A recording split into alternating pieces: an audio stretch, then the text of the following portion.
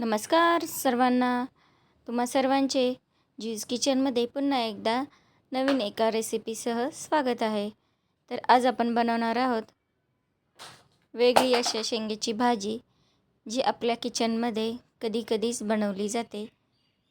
तर ही कोणती शेंगा आहे ते मी लास्टला व्हिडिओमध्ये सांगणार आहे.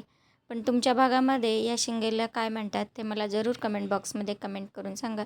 तर चला, ह्या अशा गवारीच्या शेंगेसारख्या लांब पण भेटतात आणि अशा छोट्या छोट्या पण भेटतात. तर त्याचा मागचा आणि पुढचा भाग काढून असे छोटे छोटे तुकडे तोडून घ्यायचे आहेत.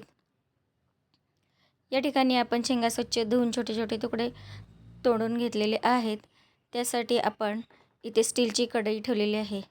तर बघा मंडळी, आजच्या जमान्यात कोणालाच आपल्या आरोग्याची काळजी नाही आहे किंवा कोणालाच आरोग्याची पडलेली नाही आहे. फक्त धावपळ धावपळ धावपळ.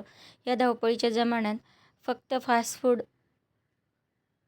खाण्यावरच लोकांचा भर आहे. आपण कमवतो कशासाठी? आपलं आरोग्य चांगलं राहण्यासाठी. जर आपलं आरोग्य चांगलं राहत नसेल तर ते कमवून काय फायदा आहे? तर असेच वेगवेगळ्या भाज्या खात जावा, म्हणजे या भाजीचे फायदे तुमच्या शरीराला होतील आणि जेणेकरून तुम्हाला कुठला BP, शुगर, कॅन्सर यासारखा आजार होणार नाहीत. तर बघा, ही भाजी खाल्ल्यानंतर तुम्हाला भरपूर असं यामधून calcium, vitamin, folic acid, iron, phosphorus भेटेल. आणि ह्या भाजी खाण्याचे फायदे असे की तुमचा जर डायबिटीज असेल तर तो कंट्रोलमध्ये येईल आणि कोणाला पोटदुखीचा त्रास असेल तर त्यात तुम्हाला आराम भेटेल. मूत्राशयाचे काही त्रास असतील तर ते कमी होतील आणि मूत्राशय आपले स्वच्छ होण्यास मदत होईल. मूळव्याधाचा त्रास असेल तर मूळव्याध कमी होईल आणि मेन म्हणजे आपली रोगप्रतिकारशक्ती खूप मजबूत होईल या भाजीमुळे. तर ही भाजी नेहमी खात राहा. तर बघा, तेल घातल्यानंतर आपण जिरे, मोहरी, लसणाची फोडणी दिलेली आहे. लसणाची फोडणी घातल्यानंतर याच्यामध्ये ह्या शेंगेचे तुकडे घालून घेतलेले आहेत. त्याच्यात हळद, मीठ घातलेलं आहे आणि हे व्यवस्थित असं आपल्याला परतून घ्यायचं आहे. तर मंडळी, जेवण बनवताना तुम्ही कधीही लोखंडाच्या कढईत किंवा स्टीलच्या कढईत भाज्या बनवत जा आणि तुमच्याकडे जर पितळेचे भांडे असतील तर त्याचा जरूर वापर करा. मातीच्या भांड्यात जेवणसुद्धा खूप छान होतं आणि ते जीवनसत्व, त्याच्यात जे जीवनमूल्य असतात ते मातीच्या भांड्यात टिकून राहतात. तसंच हे नॉनस्टिकचे भांडे किंवा जर्मर, ॲल्युमिनियमचे भांडे हे आपल्या आरोग्यासाठी चांगले नसतात.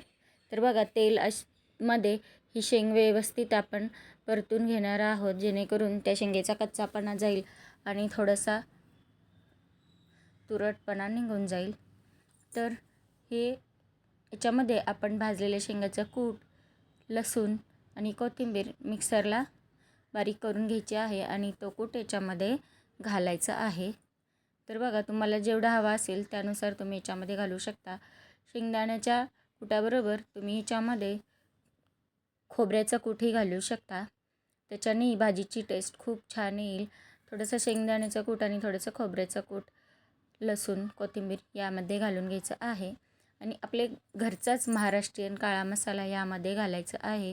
कारण त्या मसाल्यामध्ये सर्वच धने जिरे पावडर, गरम मसाले आणि मिरची पावडर सर्वच असतात. तर आपला घरचा काळा मसाला आपण इथे वापरायचा आहे.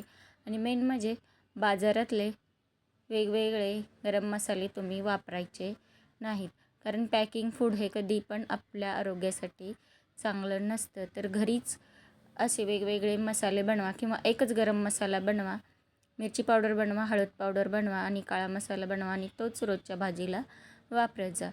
तर मंडळी, इथे आपण थोडासा मटरही घालून घेतलेला आहे.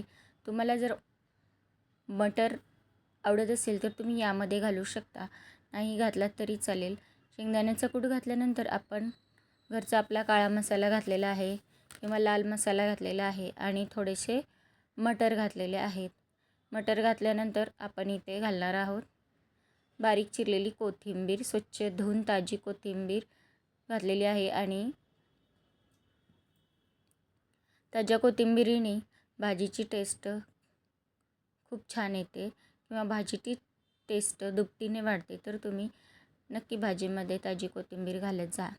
आता ही शेंग तर शिजली नाही, तर थोडंसं शिजण्यासाठी आपण किंचित अर्धा कप असं पाणी घातलेलं आहे आणि झाकण घालून आता ही शेंग 5 ते 7 मिनटासाठी झाकण घालून शिजवून घ्यायची आहे.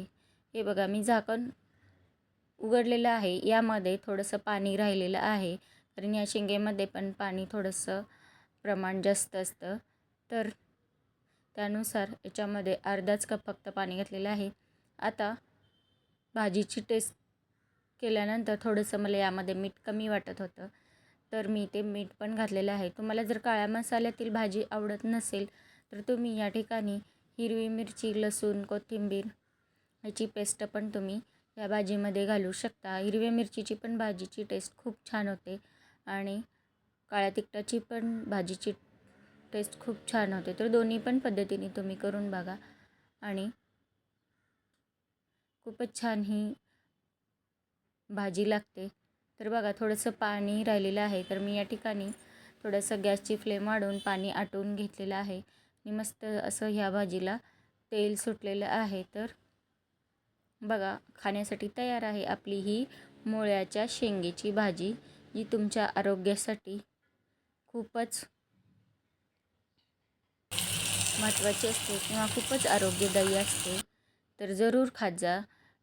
या शेंगेचा तुमच्या आहारात जरूर वापर करा. तर बघा मस्त अशी गरमागरम मुळ्याची शेंगाची भाजी आणि असेच नवनवीन व्हिडिओ बघण्यासाठी माझा चॅनल लाईक करा, व्हिडिओ तुमच्या मित्रमैत्रिणींना शेअर करा, सबस्क्राईब करा आणि पुन्हा एकदा भेटूया लवकरच नवीन आणि आगळ्या-वेगळ्या अशा रेसिपीसह. तर चला या जेवायला सर्वांनी आणि जाता तुमच्या ताईचं चॅनल जरूर सबस्क्राईब तर करा आणि मुळ्याची शेंग तुमच्या घरी करून बघा आणि मला कमेंट बॉक्समध्ये जरूर कमेंट करून सांगा. तर चला बाय.